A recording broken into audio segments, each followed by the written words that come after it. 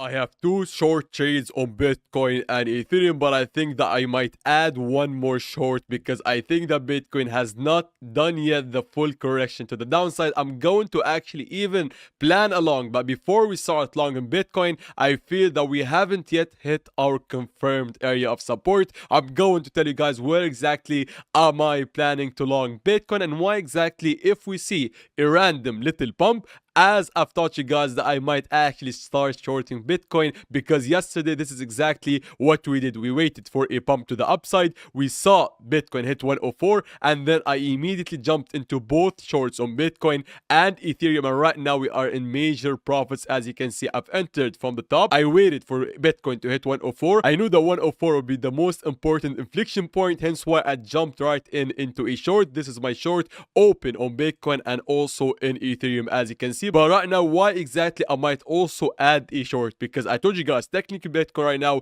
is within a little consolidation of a range. We can technically see that Bitcoin, ever since we had lost 104 and made a low, the week low at 98.8, we can technically have seen it or view it as a little consolidation here. And as I told you guys, if we take the volume profile pull from 104 to the current price action, we can get some little extra information. And the first clear idea right now is that on the lower time frame, I might be actually getting into a short in terms of us hitting this area of resistance on the lower time frame. This could be only a scalp short. You never know, guys. But maybe, just maybe, that if right now we go above 104, 101.3 and then much preferably hit or go to 101.6, hit this little anchored view up that basically represents the little downtrend that we are in from 104 to the current price action. Yes, we are on a little local downtrend. So maybe if we go above 101.3 and then hit the anchored view up and then lose 101.3, this could be actually a little scalp that would add and become my third open short on Bitcoin and Ethereum. But obviously, if Bitcoin just quickly reclaims 101.3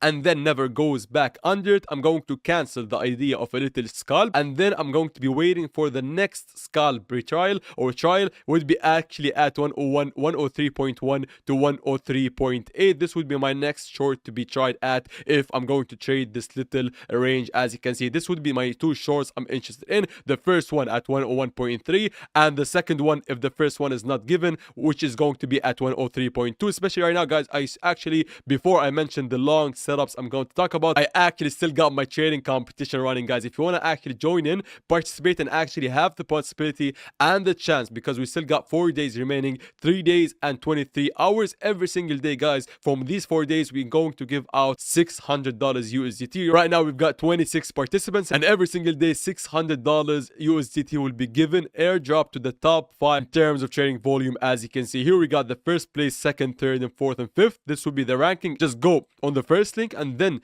this will take you to the participation link. If you do not have an account with me, you'll have to click the register now button, and then this will take you to the sign up. Just make an account with my referral code and start actually trading, guys. So right now, let me also mention the ideas, possible ideas for longs, because obviously if the price always starts dumping, I taught you guys that we always look for longs and if the price goes lower. Hence why my closest longs ideas are two. The first one is a scalp. The second one is the much preferred scenario if we get offered. The first one is obviously us just going wick and below, because we've got this wick that was given as the low and then a higher low, as you can see. So we've got liquidity accumulated under 98.8, and in addition to that, even today we made a wick that was also closer to the first wick but never taken it quite away. So as you can see here, even with that TA, we've got a lot of wicks actually accumulating with long. So maybe the first idea for a scalp is us reaching lower, going below 98.8, and only if we start seeing a reclaim of 99, then this would be classed as a little scalp long.